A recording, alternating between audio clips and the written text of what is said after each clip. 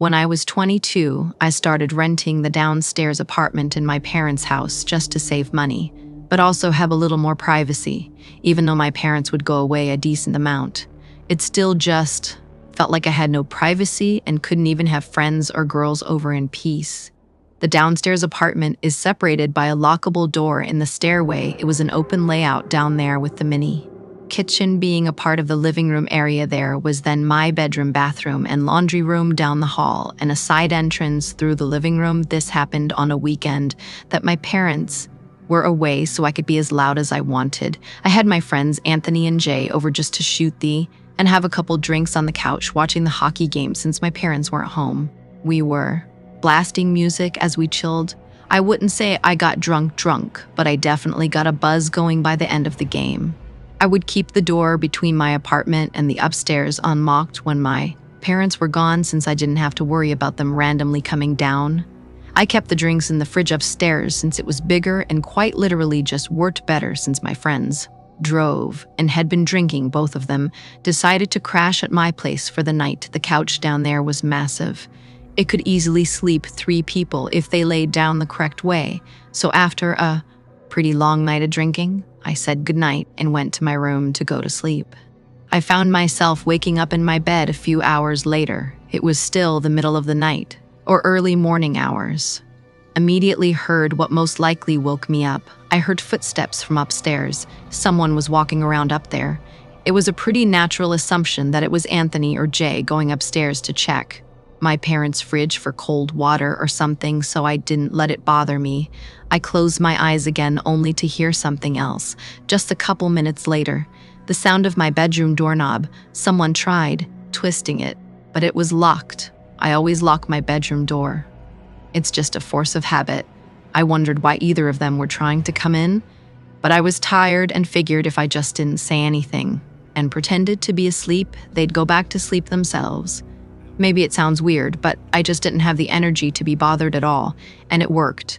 I fell asleep shortly after that. When I woke up the next morning, Anthony was already gone, but Jay was still asleep on the couch. When he heard me open the fridge door, he slowly started moving around and rubbing his eyes. I asked him if he was trying to come into my room last night, and he said no. He didn't think so, but that he didn't remember because he got pretty drunk. He and I went to a nearby deli to get some bacon, egg, and cheeses and coffee, and then we ate them in my backyard. He left not long after that, and I pretty much went about my day as usual. I didn't ask Anthony if he tried coming into my room because honestly, I didn't care that much about it. It really wasn't a huge deal. I think I spent most of that Saturday out of the house doing stuff with other friends. I got back home pretty late at night, but not really intoxicated, because that day was more of a marathon, and by then I'd sobered up. I was beat though, so I had a snack, washed up, and went straight to bed.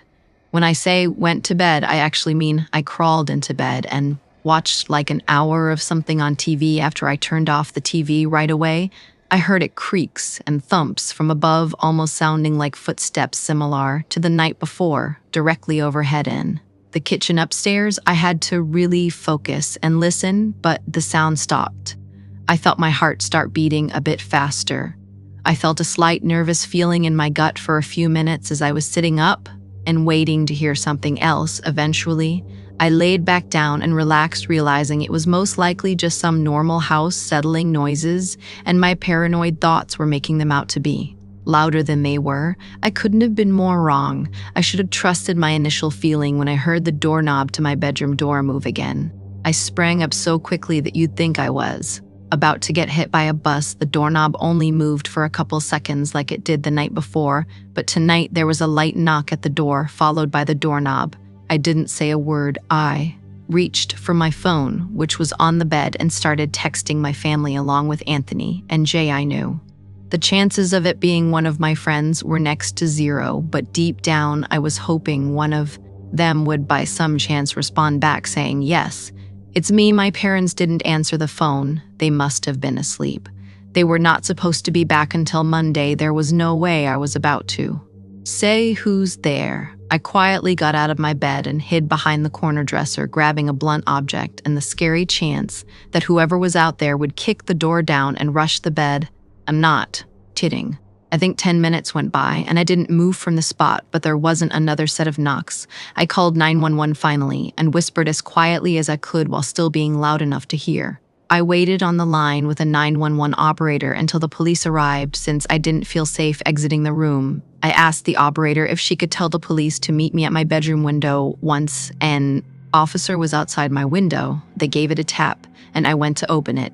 Thank God I was on the first floor. I handed him the key to the side door, and moments later I heard the entrance to my apartment open. It was only then that I left my bedroom and was greeted by 2 officers. I turned on all the lights. My apartment was small, with not many places to hide, so the search down there was quick. Then we went up to the main floor of the house and searched it. Nothing. And then we got upstairs. I told the officers what each room was before they'd enter it. Was when they entered my parents' room that I heard a commotion. About 30 seconds later, I was outside in the hallway when I heard it. I took one peek into the room and saw 2 officers yelling at someone under my parents' bed. I felt a knot in my stomach.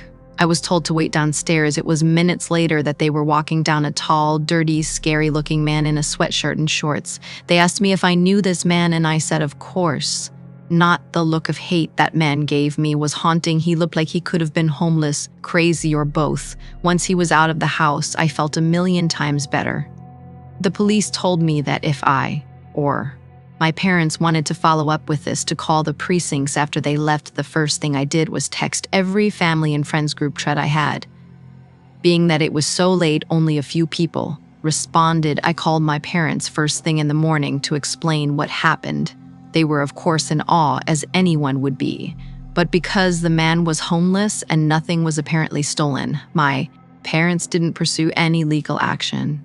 I feel like it's possible. I left the front door unlocked that night. Jay and Anthony came over, and he simply walked right in when we were blasting music. Or I, scarier, thought he could have been in the house for much longer than that.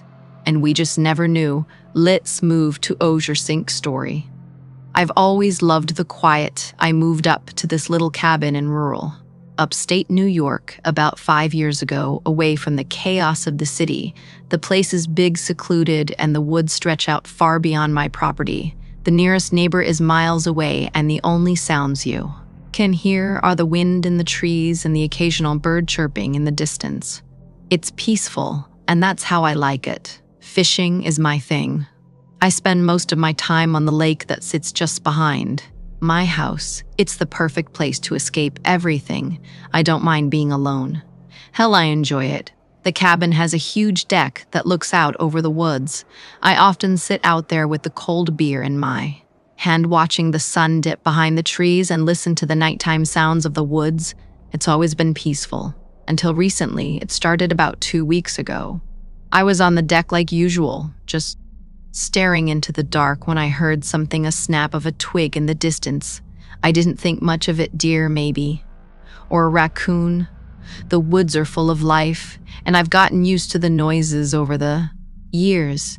But as the days went by, the sounds became more frequent. At first, it was just that twigs snapping or leaves rustling, things I thought were just animals. But then one night, I heard something different, a scratching sound. It came from the side of the house, somewhere near the window of the spare bedroom. It was quiet, almost like it was trying to be sneaky. I stood up, my chair, heart pounding a little faster than usual. I waited, but nothing came after that. Probably just a squirrel, I told myself, but I didn't feel right. I decided to go inside and lock up for the night. The next evening, I heard it again, the scratching. It wasn't just at the side of the house anymore. Now it was closer. It sounded like it was coming from right outside the spare bedroom window. I froze, listening carefully, my nerves starting to fray. I couldn't explain it, but something felt off. I went to the window, pulling the curtains back slightly to see what was outside. The moonlight illuminated the tree, casting long shadows across the yard. The wind was still, and everything seemed normal. No animal, no person. I shook my head, telling myself that I was just letting my imagination run wild. It was probably a branch brushing up against the window, or maybe the wind. I convinced myself there wasn't anything to worry about and went to bed. The next night, the scratching returned. It wasn't just scratching anymore, though. It sounded like light tapping, as if someone were tapping on the window, trying to get my attention.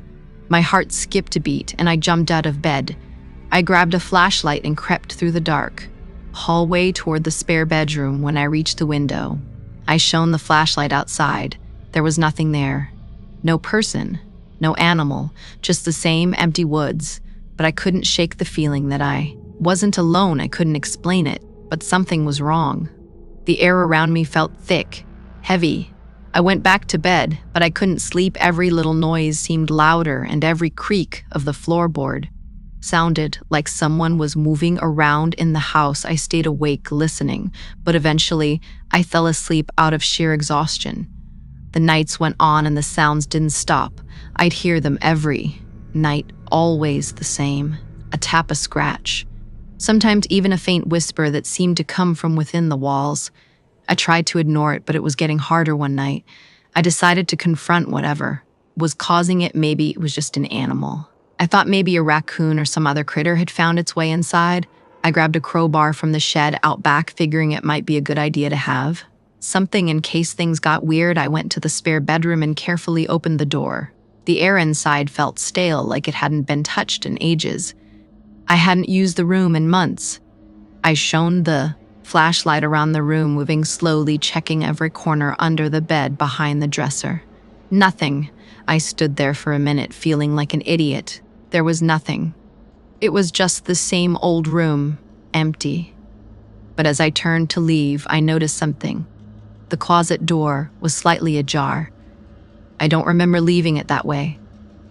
My stomach dropped. I slowly walked over and pulled open the door. Nothing was inside, but few of us, and one thing to crave. With a traven to the back corner of the closet, I saw something strange. A small piece of cloth caught on the edge of the wall. It was dark, torn, almost like a piece of clothing. My breath caught in my throat. I couldn't think straight. My mind raced. Was someone here? Had someone been inside my room? I backed out of the room, my heart thawing in my chest. I slammed the door shut and bolted it. I couldn't stay in that house another second. I went outside, hoping the fresh air would clear my mind. The darkness of the woods felt like it was closing in on me, but I tried to shake it off. Maybe it was just my nerves. Maybe the isolation was getting to me. I slept on the couch that night, a baseball bat within reach, but I didn't hear anything. No scratching, no tapping. It was quiet, almost too quiet. The next night, I decided to be brave. I was going to stay in my bed, and I wasn't going to let whatever this was drive me out of my own house. But just as I was about to drift off to sleep, heard it again. The tap-tap against the window. I jumped up, heart racing, and grabbed the flashlight. I ran to the spare bedroom, not caring how loud my footsteps were this time. When I pulled back the pall curtain, I didn't just see the woods. I saw a shadow, someone standing just outside the window, barely visible in the dim light. I froze, my blood running cold. I turned around, my mind spinning. Who was that? What were they doing here? I didn't want to believe it, but there was no denying it. Now, someone had been outside my house and they had been watching me. I ran to the phone and called 911, my hand shaking so much that I could barely dial. The operator answered, and I could barely speak through the panic in my voice. Someone's been outside my house, I said, and I think they're still here. I gave them my address, and they said they'd send someone out right away. I hung up and looked around the room. I needed to leave. I couldn't stay here anymore. But as I turned to grab my jacket, I heard something from the hallway, a slow creak. Someone was moving to the house. I didn't hesitate. I ran for the back door, flinging it open and tearing to the woods. I ran as fast as I could, not stopping to look back, my lungs burning with every step. By the time I made it to the edge of the property, I could see the flashing lights of the police cars in the distance. I slowed down, my body trembling, and I hid behind a tree, watching the officers arrived at the house, guns drawn, searching the place. But I didn't stick around to find out what happened. I knew that whatever or whoever had been in that house, it wasn't done. I wasn't safe there anymore. I haven't gone back since. I followed up with the police to let them know I was all right, so there wouldn't be a search out for me. The cabin is still there, sitting alone in the woods, but it doesn't feel like home anymore. Every time I close my eyes, I hear the tapping sounds. I don't know who was in my house or what they wanted, but I know one thing. For sure they were waiting for me and they're still out there. Let's move to Osor. Third story. This happened when I was about 15 years old back in 2008. My parents went out to the casino for the night. So it was just me and my dog Abby, home alone. It was about 11,100 at night, and I was up messaging some friends on Instant Messenger and watching YouTube videos. As I was typing and chatting away, I heard Abby barking at something in the living room. I figured it might be my parents getting home and just waited. After about a minute or so of more barking and no sound of the door opening, I got up and went into the living room to check it out. Abby was facing the windows that looked out onto our driveway, still barking. I couldn't really see out of the windows because the lights were off outside and it was really dark. I peered through the window and saw only the one car in our driveway, so I knew my parents hadn't come home yet. I chatted up to ask, B, possibly hearing a neighbor's car door slam shut, or A, particularly loud car driving by, as we lived on a main road with lots of noise, even late at night. I went back to messaging my friends, but over the next 5 minutes, I kept feeling like I was hearing noises around my house. Abby would stop and start barking again at different intervals. I was about to get up to calm her down when I could have sworn I heard a knock or a rustling sound at the living room door. I got up and slowly made my way back into the living room to look through the windows again. Nothing. I was starting to get a little nervous and was too scared to look into the peephole. In case some crazy face was staring back at me, I double-checked to make sure the door was locked and was about to leave the room when the sound of knocking suddenly came from the side door of the house. My heart fluttered. I didn't know what to think. Like, did my parents get locked out and they were trying to get in? Was someone trying to break in? Was there more than one person? I barely had time to register those thoughts when I heard the sound of the doorknob from downstairs being shimmed with, like someone was trying to open it. Our basement was essentially under the house, with the entrance being pretty hidden. To get to that door, you had to walk around the entire house into our backyard and go under the deck. You'd either need to already know the door was there or be really determined to find a way. And Abby was whimpering and barking louder than ever, running from room to room trying to locate the threat. It felt like the whole house was surrounded. The noises from the basement grew louder, and it almost sounded like whoever it was had managed to get it open, because suddenly the noise stopped. My heart sank. I stopped breathing, standing frozen in the silence, just waiting for the next sound. Then, quick as a whip, Abby flew down the stairs and started growling maniacally at whatever was down there. Abby was a good-natured black lab who had never hurt a fly, but in this moment I had never heard her sound more threatening. It felt like I was frozen in place for minutes. Finally, my flight instinct kicked in when I realized Abby had stopped barking and growling. I called her upstairs and locked the door inside the house that led to the basement. I grabbed the home phone because I didn't have a cell phone yet and ran with Abby into the closet in my parents' room where one of the guns we owned was stored. I sat there armed and ready, about to call 911 when I suddenly heard the front door open. Abby sprinted out. I yelled no after her, but then heard the sound of my parents' voices. I ran into the living room to see them petting Abby and looking at me. Strangely, I spent the next several minutes recounting the events of the night to my parents.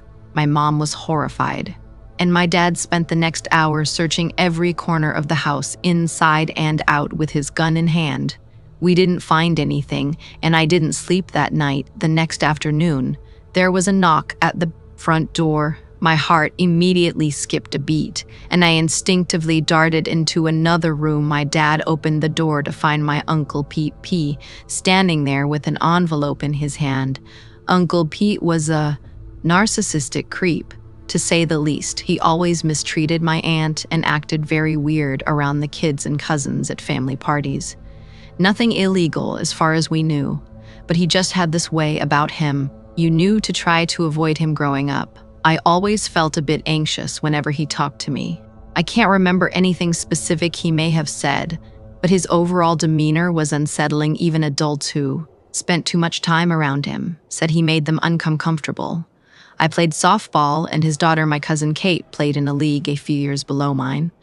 I loved my cousin and always felt bad for her having such a creepy dad, so I would often give her tips or help out her team with pitching and fielding lessons. My mom and I eavesdropped from another room and overheard Uncle Pete say something like, "I tried to stop by last night to drop it off, but no one was home." I guess I couldn't hear much else, but shortly after I heard my dad slam the door shut, my mom and I peeked out and asked what happened. My dad, his face quivering with anger, said that apparently Uncle Pete had been the one stomping around the house last night trying to get inside. He handed me the envelope, and I opened it to find a card, with a gift card inside thanking me for helping his daughter with softball lessons, a night of panic and terror all at the hands of my creepy uncle. My dad had threatened him during the conversation at our front door, and after that we never really spent time with him again. When I think about this story, now I'm at least glad I found out who was behind the incident. Otherwise, I might have spent years wondering if it had been burglars, a ghost, or something else. I'm thankful Abby was there to protect me. She most certainly scared him off when he was trying to get in through the basement. But even so, I'm still left with so many questions. What the hell was he thinking? Why did he need to drop that card off so late at night? Why didn't he get the hint that we weren't home when no one answered the front door? Why wouldn't he try calling the house to see if we were home? And worst of all, what would have happened had he gotten inside?